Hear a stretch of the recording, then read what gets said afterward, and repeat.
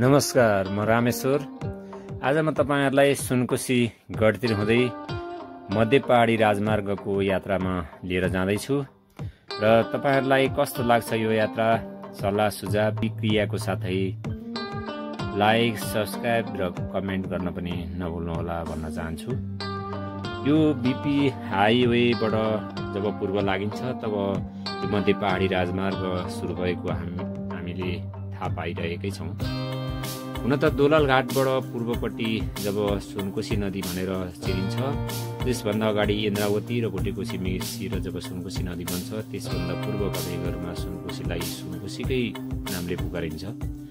यहाँ अनगिन्ती पुलहरू, झोलुङ्गे पुलहरू, साङ्गुहरू पनि छन् र जब हामी खुरकुटबाट अगाडि बढ्छौँ, घुर्मी जाने रोड भनेर त्यहाँबाट अगाडि बढ्छौँ, तब यहाँ चाहिँ तपाईको हरिबार बेसी, देउराली टार, वालटार, मुर्गी बेसी, सुली भन्ज्याङ, त्याडा हुँदै कुनुले, कालीआँप जस्ता ठाउँहरूमा हामी अगाडि बढिरहेका हुन्छौँ र ती ठाउँहरूबाट तल खोजमा देखिने सुनकोशी नदीको दृश्य अति नै मनमोहक र हेर्न लायकको देखिन्छ। तपाईहरू यात्रा गर्न चाहनुहुन्छ भने यो नदीको किनारबाट यात्रा गर्दा, हिउँदको समयमा गर्दा साह्रै राम्रो दृश्य र सुरक्षित भएर यो यात्रा सफल पार्न सकिन्छ। पारीपट्टि रामेछाप जिल्ला हामीले देखिरहेका छौँ। पारीपट्टि देखिएको त्यो कच्ची रोड भएको ठाउँ चाहिँ रामेछाप जिल्ला हो भने आसपासमा त्यही नजिकैबाट जुन गौरीशङ्कर हिमालबाट आउने लिखु नदी पनि हामीले पारीपट्टिको त्यो खोजमा देखेका छौँ। यो चाहिँ रामेछाप जाने, सिन्धुली जिल्लाबाट रामेछाप जिल्लामा जाने पक्की पुल हो भने त्यसको नजिकै अगाडिपट्टि हामीले एउटा झोलुङ्गे पुल सानो देखिरहेका छौँ। त्यो चाहिँ लिखु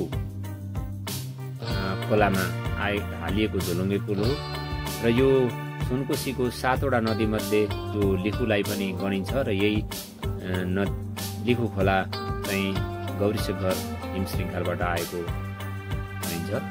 पारीपट्टिको ओखलढुङ्गा जुन फुलबारी गाउँपालिका पहिलेको पर्थ्यो भने पर्थ्यो र त्यसको लगभग 100 मिटरको हाराहारीमा अर्को यो चाहिँ घाटपाखो भन्ने ठाउँमा चाहिँ अर्को पुल हालिएको छ जुन ओखलढुङ्गा जानको लागि र यति नजिकको दूरीमा पहुँचको आधारमा अथवा आवश्यकताको आधारमा एकदम नेगोसिएसन गरेको भए र यसमा कम्प्रोमाइज गरेको भएदेखि चाहिँ यो ठाउँमा चाहिँ 2टा पुलको आवश्यकता पर्ने थिएन, किनभने त्यसले बजेटको चाहिँ सदुपयोग हुने र एउटै पुलबाट 2टा काम लिन सकिने पनि थियो। लिखु खोलामा सानो पुल हाल्दा पनि हुने थियो।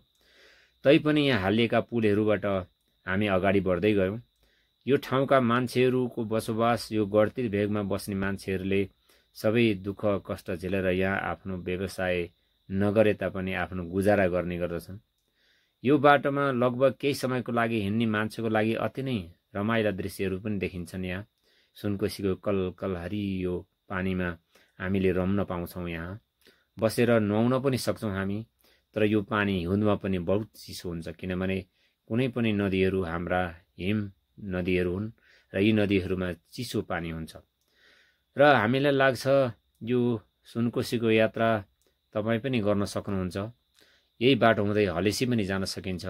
ठाउँ ठाउँमा यो यात्रा अति नै रमणीय छ र तपाईँहरूले पनि यो रमणीय स्थलको फाइदा लिन सक्नुहुन्छ। समय मिलाएर आउनुहोला भन्न चाहे र हजुरहरूलाई यो मैले आफैले यात्रा गर्दाखेरिको भिडियो सङ्कलन गरेर राखेको थिएँ र तपाईँलाई यो प्रस्तुत गर्ने मौका मिलाएँ मैले।